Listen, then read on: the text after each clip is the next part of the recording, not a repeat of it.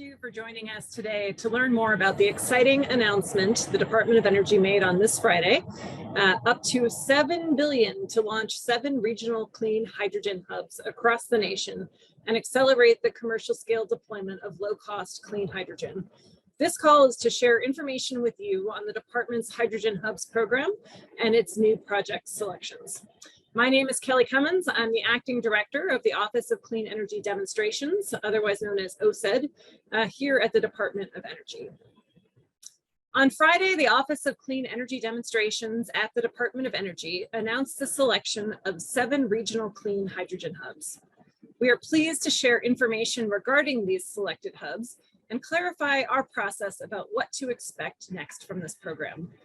We are offering a second briefing at 3 p.m. Eastern Time today that dives deeper into community benefits, environmental justice, and community engagement as it pertains to the Hydrogen Hubs program.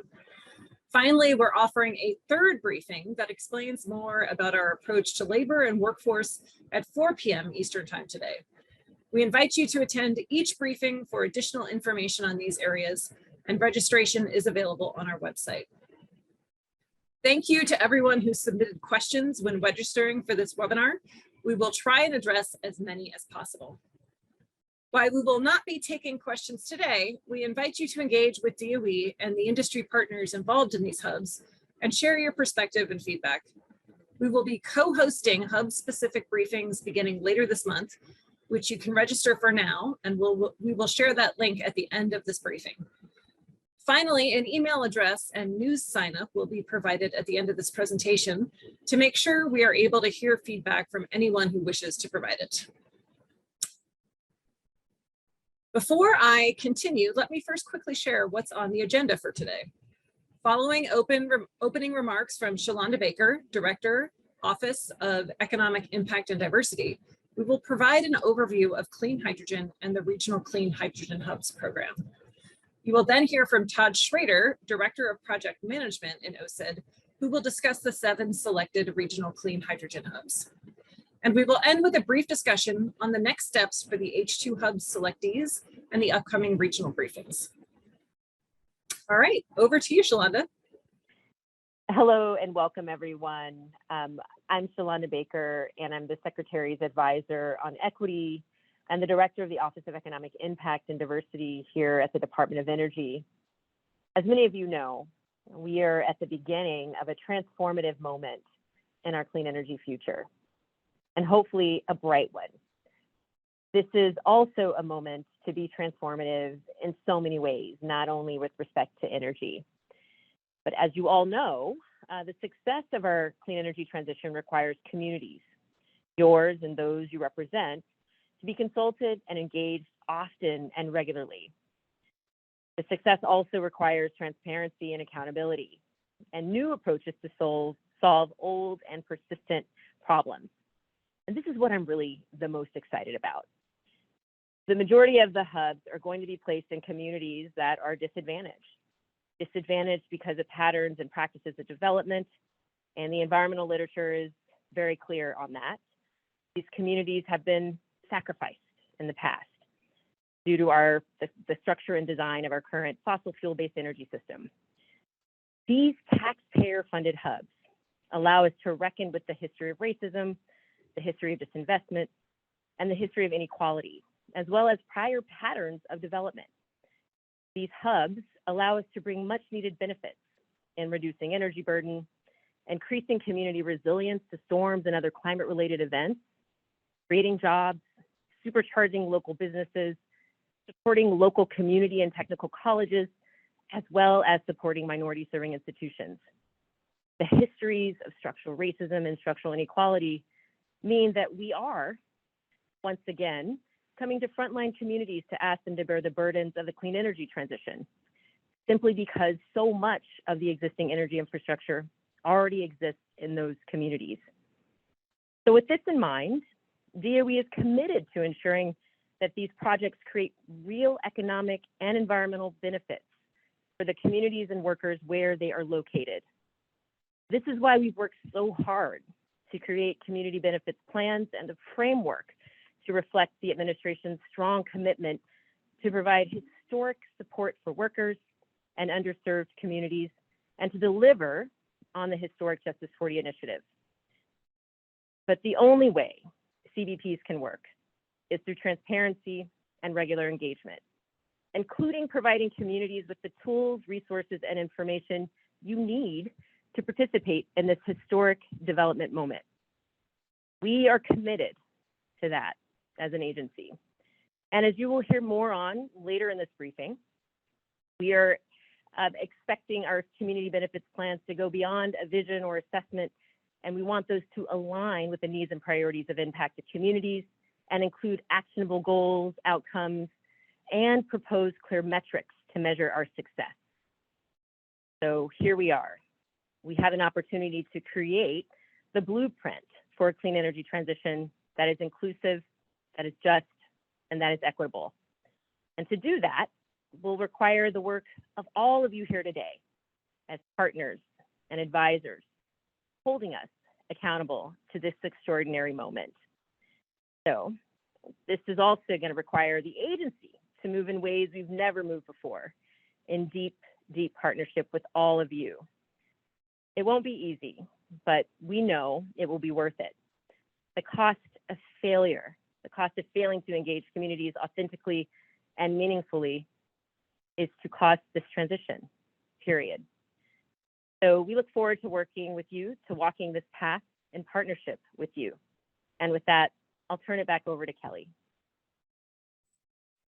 Thank you, Shalonda. I appreciate you joining us today and for your important leadership on these issues, which will be key to the success of the hydrogen hubs. Now I would like to provide a bit of context on hydrogen and what Congress directed the Department of Energy to invest in. So next slide, please. To understand why we are demonstrating hydrogen hubs, we need to start by understanding what hydrogen is. Hydrogen is the simplest and most abundant element in the universe. Hydrogen is also clean, lightweight, efficient, and versatile. It can be produced with zero or near zero emissions. Hydrogen can be produced through electrolysis, separating water into hydrogen using renewable or low emissions energy sources such as wind, solar, or nuclear. If electricity comes from clean energy sources like solar, wind, hydro, or geothermal, you can get carbon-free hydrogen. Hydrogen can also be produced using thermal conversion processes with carbon capture and storage, otherwise known as CCS. These are technologies that reduce greenhouse gas emissions. Next slide. Hydrogen is a vital part of a comprehensive portfolio of tools to achieve net zero emissions by 2050. It complements the many clean energy technologies that can be deployed, such as renewable energy. Hydrogen technologies can result in reduced emissions compared to traditional fossil fuels, either by virtue of the production method or through carbon capture and permanent storage technologies. As a versatile fuel that can be produced cleanly, hydrogen's unique characteristics make it a strong option to decarbonize energy-intensive heavy industry and heavy-duty transportation. To achieve net zero emissions by 2050, DOE's National Clean Hydrogen Strategy estimates that we need 10 million metric tons of clean hydrogen by 2030. To do so, clean hydrogen costs must come down rapidly, in line with DOE's hydrogen shot goal of reducing the cost of clean hydrogen to $1 per kilogram within a decade.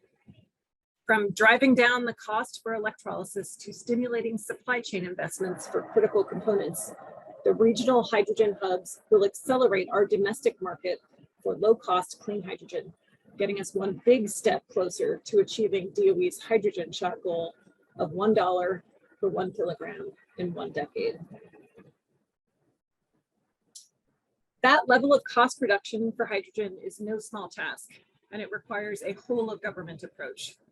There are multiple tax credits like 45V that can reduce the cost of clean hydrogen. There are standards set in place to ensure that hydrogen is clean from the time the feedstock is extracted to the moment it is used. There are funds available for innovation to improve hydrogen technologies like electrolyzers and fuel cells, and for enabling cutting-edge use cases for hydrogen. We also have ongoing partnerships with countries like Mexico and Canada, who will be key allies in coordinating the build-out of a broader North American hydrogen supply chain. And, next slide, please. We have the regional clean hydrogen hubs, or H2 hubs for short. To decrease costs, we need to rapidly scale clean hydrogen infrastructure and technology. The bipartisan infrastructure law provided DOE with $8 billion in funding to develop regional H2 hubs and accelerate the commercial scale deployment of low-cost clean hydrogen and further decarbonize the US economy. Of that, we allocated up to $1 billion for a demand side initiative to ensure that both producers and end users in the H2 hubs have the market certainty they need during the early years of production to unlock critical private investment. If you would like to learn more about the Hydrogen Demand Side Initiative, you can follow the link on this slide to a video that discusses how it will work in detail.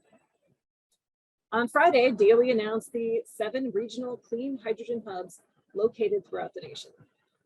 This is the country's first ever network of clean hydrogen infrastructure, supported by a $7 billion investment from the bipartisan infrastructure law.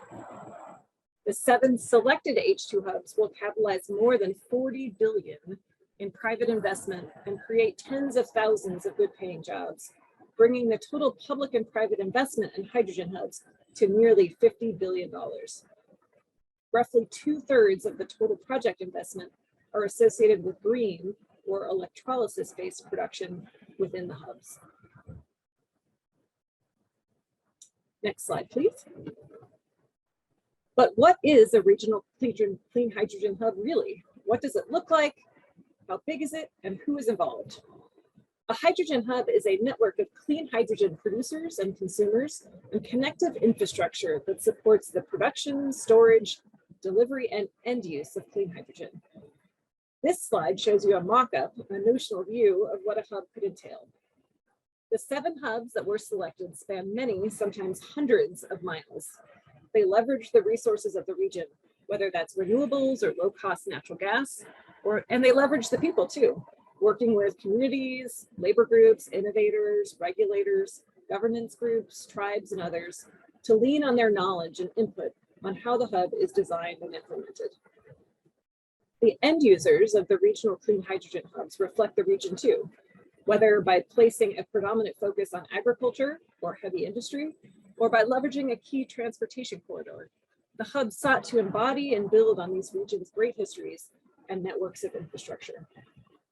Some examples of end uses include industrial use, including steel, synthetic fuel production, and other uses, transportation, including fuel cell vehicles, maritime, heavy-duty transportation, and more, residential and commercial heating, and electric power generation, including energy storage and backup power. The regional clean hydrogen hubs also plan to develop storage facilities, refueling stations, pipelines, and other necessary infrastructure to connect hydrogen production with its point of consumption.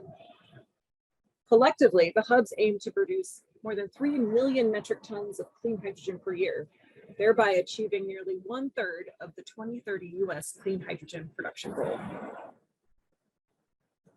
Next slide. All of OCED's programs, including the Hydrogen Hubs program, are covered by the Biden administration's Justice 40 initiative. Justice 40 creates a goal that 40% of the overall benefits of certain federal investments, including those in clean energy like hydrogen, flow to disadvantaged communities. I want to highlight that the 40% refers to the benefits of funding, not to 40% of the funding itself. The Justice 40 initiative does not provide any separate or additional funding to these hubs, but creates a strong accountability and transparency framework so that the energy transition can be equitable. DOE is implementing Justice 40 through our Community Benefits Plan process, or CBPs, which are key to the success of each hydrogen hub. Community benefits have 4 interdependent parts. First, community and labor engagement, which seeks to involve those impacted in decisions that affect them and create projects responsive to the needs of communities and workers. Second, diversity, equity, inclusion, and accessibility, or DEIA, which seeks to help build a clean energy economy reflective of all Americans and ensure equitable access to wealth-building opportunities for all, especially those facing systemic barriers to employment or entrepreneurship. Third, investing in the American workforce to build the skilled long-term workforce needed to power the energy transition, create quality, family-sustaining jobs with the free, fair choice to join or form a union, and ensure quality jobs are open to all Americans. And fourth, the Justice 40 initiative to maximize project benefits, minimize harms, and support the goal that 40% of benefits accrue to disadvantaged communities so that all communities can help lead the clean energy economy. Each hub was required to develop a community benefits plan to ensure that local communities and workers are engaged in these projects right from the outset and receive concrete benefits. And OCED will provide robust project management oversight of the plan implementation throughout the project lifecycle. DOE's engagement with communities will kick off during negotiations, during which time DOE will be working with selectees to strengthen their community benefits and incorporate input. If projects are awarded, the community benefits will evolve in response to community and worker feedback during each phase to result in measurable impacts. I will note that several of the selected hubs were developed in close partnerships with unions, with 3 requiring project labor agreements, or PLAs. In addition to job creation and creating healthier air for communities, the selected hydrogen hubs are committed to ensuring local priorities are at the forefront and all communities share in the benefits of the clean energy transition. Next slide. And now we'll move to discussion of the selected projects themselves. And for that, let me introduce Todd Schrader, Director of Project Management at the Office of Clean Energy Demonstrations. Thank you, Kelly. Good to talk to everyone here today. I'm pleased to join to talk about this historic announcement today. Let me caveat first off the project slides by saying these are not final. We're going to go through and talk a little bit more detail about the 7 projects, but all that's happened is they've been selected for award negotiations, which will take place over the coming months going forward. And so it is possible there might be some changes to the projects themselves. However, we want to be as transparent as possible and give you the preliminary details that make up the foundation of these project proposals. Again, award negotiations expected to take a number of months, and it is not a commitment yet for DOE to issue award or provide funding. That's contingent on successful negotiations. OCED and the teams will negotiate the cooperative agreement. And one of the key pieces of that cooperative agreement, which provides the government funding, is substantial involvement that OCED will have throughout the entire life of the project. OCED's approach is a phased project management approach, meaning all the money is not committed up front. There are approximately 4 go, no-go decisions that will be made throughout the project. And that would be a comprehensive assessment of all aspects of the project, including delivering on the community benefits that were committed to during the negotiations by the applicants themselves. The slide here shows an overview of the 7 regional hydrogen hubs, the clean hydrogen hubs throughout the country. The projects themselves span coast to coast. They were selected to have a diversity of hydrogen feedstock, in use, and total miles and state span. The size of the various projects will vary, as you can tell on there.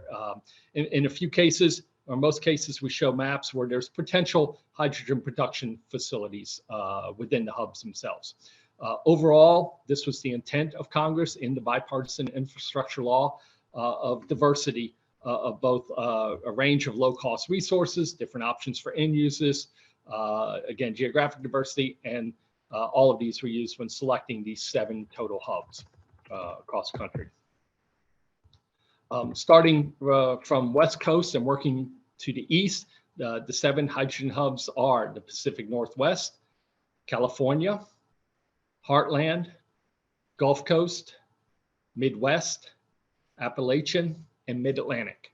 And note that under each label, you can find the actual name of the selectee, and we will talk a little bit more about each of these as we go forward. So with that, next slide, please. Generally speaking, the overview, the transformative value of this is $7 billion of federal investment will be leveraged by the applicants, and that investment will be through cost sharing of money provided by the applicants to leverage to strengthen local economies, create, maintain tens of thousands of high quality jobs, and have a significant reduction in greenhouse gas emissions. When completed, the hydrogen hubs collectively aim to produce 3 million metric tons of clean hydrogen annually, which is nearly a third of the goal that Kelly spoke of earlier of 10 million metric tons by 2030. The production, these are also will be in hard to decarbonize industrial sectors that represent 30% of all US carbon emissions. Again, roughly 2/3 of the total projects are associated with green electrolysis-based production within the hubs themselves. We are dedicated to ensuring these hubs have benefits that flow to the local communities and impacted communities. As Shalonda mentioned before, and Kelly, this is a key to what we're doing. And it's not something that's always happened in the past. Each hub is unique, and so the community benefits plans and community benefits from it will vary for each of the local communities. And so they will differ with each hydrogen hub. However, some examples you would expect to come from this would be reduced air pollution from cleaner industries, workforce education and development, equity partnerships, and quality jobs. So with that, let's go into some details about the specific hubs. And again, these are high-level discussions just to introduce them to you. Next slide, please. First up will be the Appalachia Hydrogen Hub. And this covers a geographic area of parts of production and end-use sites in Pennsylvania, Ohio, and West Virginia. This region has ample access to low-cost natural gas that can be leveraged to produce low-cost clean hydrogen when it's associated with carbon capture that permanently stores most of the associated carbon emissions. The strategic location of the Appalachian Hydrogen Hub and development of hydrogen pipelines, multiple fuel stations, permanent CO2 stations, CO2 storage and sequestration also have the potential to drive down the overall cost of hydrogen distribution and storage. The Appalachian Hydrogen Hub will help lead the nation in the advancement of this hydrogen economy by reducing the emissions and pollution that has long affected this area of the country itself. Assuming we get through all the negotiations and the various no-goes decision points that I mentioned earlier, this DOE plans to award up to $925 million throughout the life of this hydrogen hub. And the primary applicant for this hub is Battelle Memorial Institute. Next slide, please. I'll not go through all of this, but what you can see on the screen are some of the associated benefits from the community benefits plan itself. And just to highlight a few things, again, this will bring quality job opportunities to workers, in many cases coal communities, and create upwards of 21,000 jobs, 18,000 construction, and 3,000 permanent jobs in these areas. The applicant is committed to ensure Justice 40 benefits address equity in employment, enhance job quality, availability, and suitability, and mitigate air pollution itself. Furthermore, they are committed to the creation of a community benefits advisory board to help implement the community benefits plan. Next slide, please.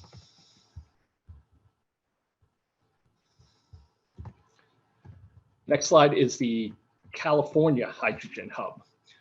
This spans roughly the entire state of California, as you saw on the map earlier, and it'll really leverage the leadership in clean energy technology that the state has shown and produce hydrogen exclusively from renewable energy and biomass. It will be a blueprint on how to decarbonize public transportation, heavy duty trucking, and port operations. These are key drivers for both CO2 and other air pollution are among the hardest to decarbonize. This will entail expanding hydrogen fuel cell vehicles, particularly in heavy duty transportation.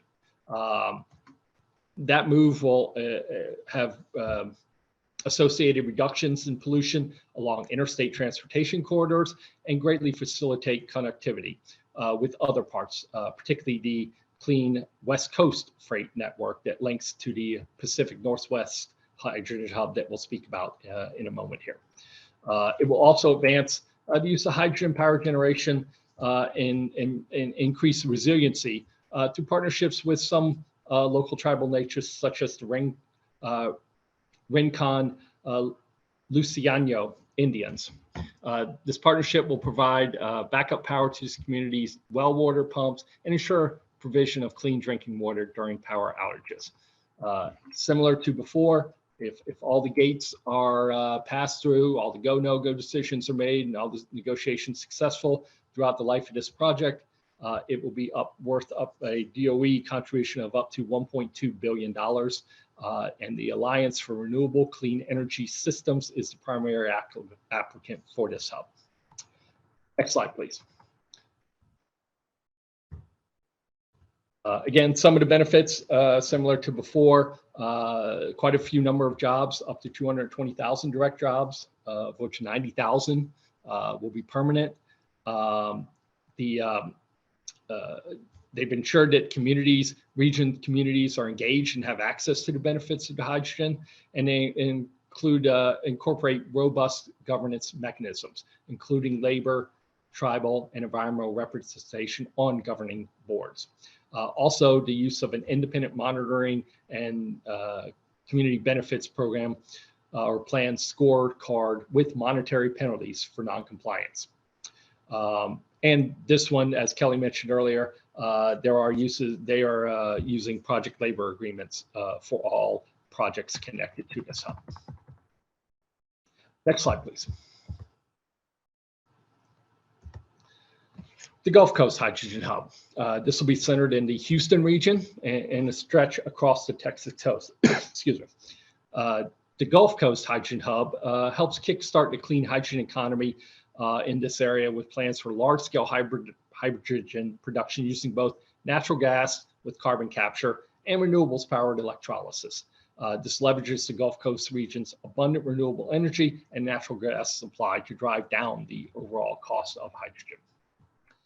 To help lower its cost of distribution and storage and reach more hydrogen users, this hub plans to develop salt cavern hydrogen storage, a large open access hydrogen pipeline, and multiple hydrogen refueling stations within the area.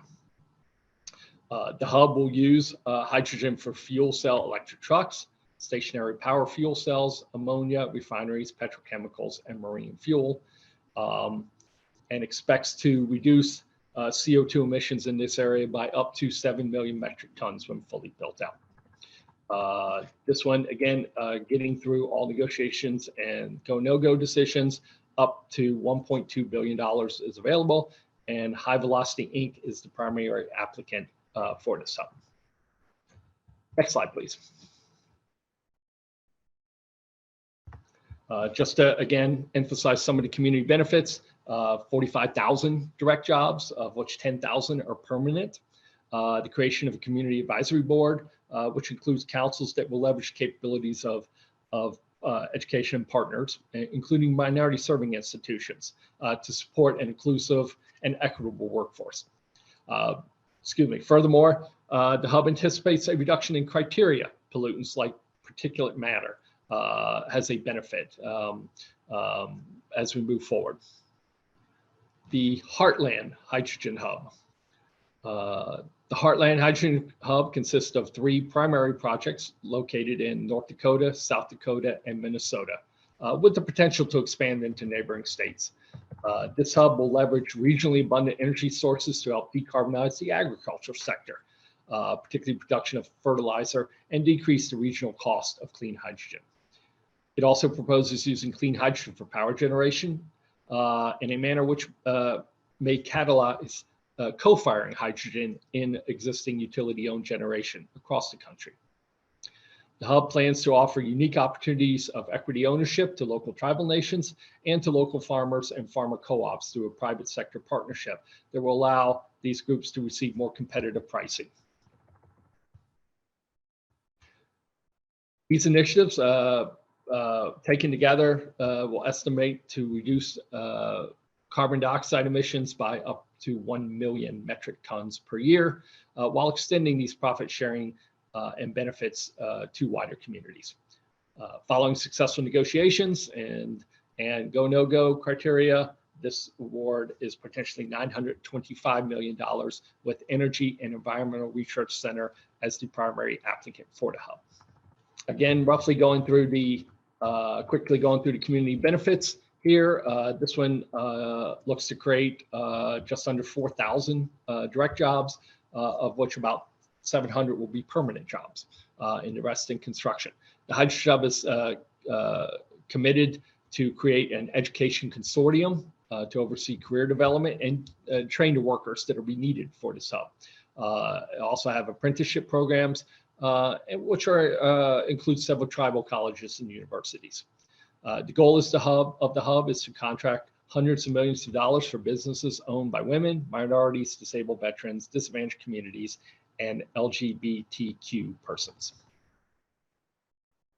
To oversee this, the plan is to have a community benefits advisory board to oversee the application and implementation of the community benefits plan itself.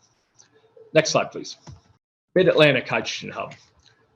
The Mid-Atlantic Hub spans surrounding area around the Delaware River and includes Pennsylvania, Delaware, and southern New Jersey. This hub will unlock hydrogen-driven decarbonization in the Northeast while repurposing historic oil infrastructure and using pipeline right-of-ways that exist today. The plan is to develop the renewable hydrogen production facilities and also to take advantage of nuclear electricity using both established and innovative electrolyzer technologies, where it can help drive down the cost of this technology even further. Along with hydrogen production, the plan will expand hydrogen distribution infrastructure and upgrade bus mechanic depots, develop fuel stations that will facilitate even more distribution in the area. The expansion of the infrastructure, hydrogen infrastructure, will lower the cost of storage and distribution and ultimately assist in reducing the cost of hydrogen and achieving the associated reduction in emissions. Similarly, assuming negotiations move forward and all the no-goes are passed, this one has a potential DOE cost share of $750 million with Mid-Atlantic Clean Hydrogen Hub or MACH2 as the primary applicant for this hub. Next slide, please. For benefits for this one, MACH2 anticipates almost 21,000 direct jobs, just over 14,000 in construction and 6,400 permanent. As part of the commitments to the community, particularly the labor and workforce, the hub plans to negotiate project labor agreements for the projects and provide close to $14 million for workforce development boards to serve as partners for community college training and pre-apprenticeships. To overcome some of these barriers, this hub plans to provide $10 million for technical and professional development initiatives at various at HBCUs in the area. Next slide, please. This is the Midwest Hub, and I will draw your attention to the almost very similar name. We just talked about MACH2. This is MACH-H2, similar sort of acronym, but two different projects. The Midwest Hub touches 3 states, Illinois, Indiana, and Michigan, with again potential to expand into other Midwestern states in the future. It's located in, of course, a key U.S. industrial and transportation corridor. And this will enable decarbonization of hard to decarbonize industries such as steel and glass production, power generation, refining, heavy duty transportation, and sustainable aviation fuel.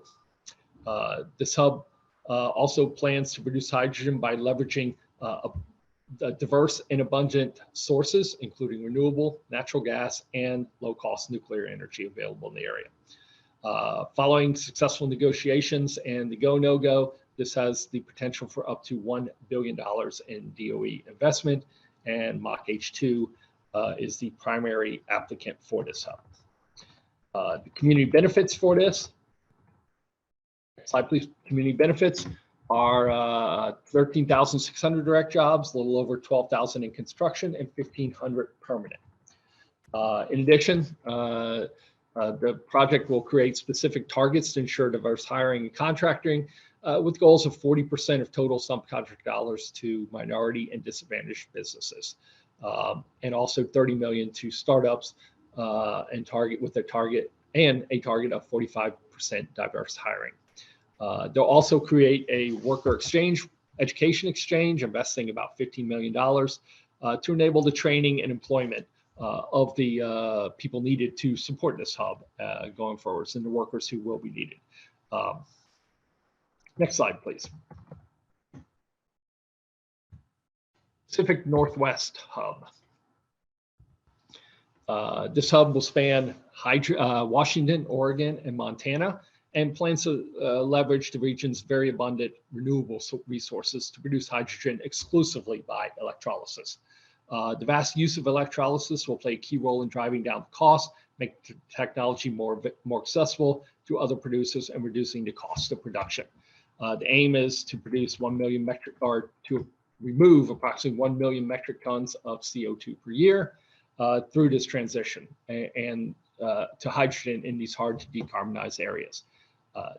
These hard areas include, as we discussed, heavy duty transportation, and we'll also address other sources, not just CO2, but things like NOx or nitrous oxide emissions. It also has potential uses in agriculture, industries such as data centers and refineries, seaports, and aviation, and it will serve to decarbonize some of these areas. As discussed previously, they are helping to develop the West Coast Freight Network with the California hub, and this will address refueling gaps to further clean the transportation expansion. After negotiations and go-no-goes, up to $1 billion will be available for this hub, and Pacific Northwest Hydrogen Association is the primary applicant for this hub. Next slide, please. The community benefits, creating approximately 10,000 direct jobs going forward. They've also committed to project labor agreements for all projects over $1 million, and investing in labor management state registered apprenticeship programs to support the worker needs for the projects. They include priority hiring programs for former coal industry workers, and investing more than $4 million in Centralia College Training Center to provide worker training. Next slide, and with that, I will pass it back to Kelly to discuss the next steps. Great, thank you so much, Todd. So now that you know about the selected hubs, what happens next? Next slide, please. This slide shows you the path of engagement from when a project applies to OCED for competitive funding to when it is awarded and moves through the project management phases. At a high level, I want to emphasize that we are at the very beginning of a long process. These hubs will take many years to come to fruition, and we'll have to pass through several stages before any construction activities will start. We can't give specific timelines yet because each hub will be different, and also because this can shift significantly during negotiations and later stages. So here we are at the start. Projects have been selected for negotiation of awards, and you can find the project summaries, which include a summary of the initial community benefits plans in the application on our webpage, which we just put a link to in the chat. DOE will consider information learned during engagements to inform our negotiation process, which means that your feedback can help shape how projects progress. We've listed concrete ways that you can get involved here, including reaching out to the hub or DOE directly and attending the virtual briefings. And let us know via email if you'd like to receive additional information about future local engagements that will be planned in the near future. For projects that successfully get through negotiations, which can take months, and receive funding in an award, there will be many, many additional ways for folks to get involved. First, I'll reiterate briefly that all projects will progress through a phased approach with 4 phases. Engagement will be ongoing throughout all of these phases, and one of DOE's oversight roles is to ensure that meaningful ongoing engagement continues regularly in each phase. Between each phase, DOE will assess the project's progress, including the quality of community benefits implementation, and will make a decision about whether the project should receive additional funding. We call this a go, no-go decision. For projects that succeed in progressing to the next phase, activities, including community benefits for that phase, will be negotiated, and the commitments that come out of that process will be posted publicly on our webpage. This process repeats for each phase: ongoing implementation and engagement throughout the phase, a go, no-go decision at the end of the phase, negotiation of the next scope phase, and publication of commitments. Now that we've discussed the overall process, let's dig into some of the key ways that you can get involved in your hub. At the start of the award process, DOE will host third-party facilitated sessions with the projects and impacted communities and labor. I'll discuss these in more detail on the next slide. Throughout each phase, you can also directly reach out to the hub and my team here at DOE and participate in the specific engagement activities, whether that is through an advisory board, survey, workforce or community agreement, info session, or other activity. And finally, in addition to these mechanisms, all hubs are subject to the National Environmental Policy Act, which includes robust public participation processes. These processes will occur during phases 1 and 2 primarily. Now, looking a bit more granular among the opportunities to provide input into the hubs will be a series of facilitated workshops and forums that will begin very soon after award to ensure early and active three-way collaboration between our office, project performers, and host communities. The aim is to bring all three together as collaborators and problem solvers to co-develop a vision for local benefits associated with OCED projects that center community and labor voices. OCED will convene gatherings like small community workshops and deliberative forums to facilitate conversations around community and labor concerns and priorities. The outcomes will include mutually agreed upon norms for respectful long-term engagement that can be revisited over the life cycle of the project, and a co-developed list of priorities with steps for the way ahead. More details on these engagements are forthcoming. Next slide. Yeah. As you've already heard today, we are starting to kick off negotiations with project selectees. What that means is that these projects have not been awarded funding yet. Despite the early phase of these projects, OCED is committed to transparency, understanding community concerns and priorities, and rapidly integrating that feedback into plans. Given the size and the breadth of the hydrogen hubs, this will happen iteratively. Ultimately, we will engage at every level across the 7 hubs in partnership with our private sector partners. As I mentioned at the top of the call, at 3 p.m., so just 15 minutes from today, from now, we will be holding a second briefing today, covering some of what we have just discussed, but diving a little bit deeper into the community benefits plans for engagement. A third briefing later today will be held at 4 p.m. to discuss more about the hub's labor and workforce benefits. Later this month, we will also kick off a series of briefings, one for each selected hub, held virtually to enable maximum participation. These briefings will focus on hearing from local community members. You can register for these now, and we'll put the link in the chat. These briefings are just an early but still very important step in broadening engagement between DOE, the selectees, and communities impacted by these projects. Information and details on these hub-specific briefings is provided on our website, links to which we will provide in just a minute at the end of this presentation.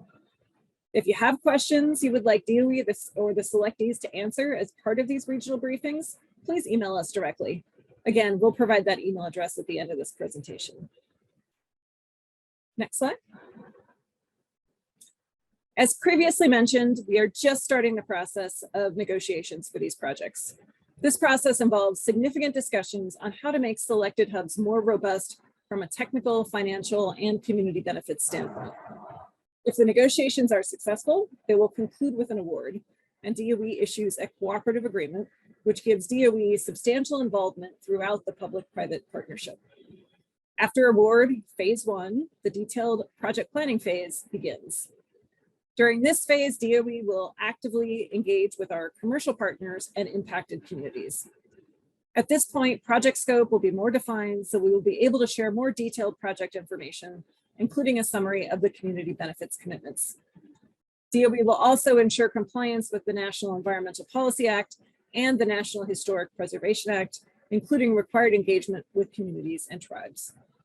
Broadly, project stakeholders should expect significant engagement with OCED and future awardees. Next slide. To find out more about this program and related initiatives, please visit the OCED website. My colleague will drop the link shown here in the chat. There is also a collection of great materials and online resources linked here that DOE has put together. Next slide. I also want to make sure that you all know how to reach us. If you have any questions about the Hydrogen Hubs demonstrations program or specific projects in your region, please email engage_h2hubs@hq.doe.gov. Please also sign up to receive OCED news and updates. This is the best resource to stay in the know about OCED. Many of the selected projects have already established websites that provide more information on their initial proposed plans. These links are shown on this slide, and we will also drop them into the chat as well. On behalf of the Department of Energy, we appreciate you taking the time to join us today to hear about the Hydrogen Hubs demonstration program and the selected projects. Please do not hesitate to reach out with questions and concerns. Thank you, and have a good rest of your day.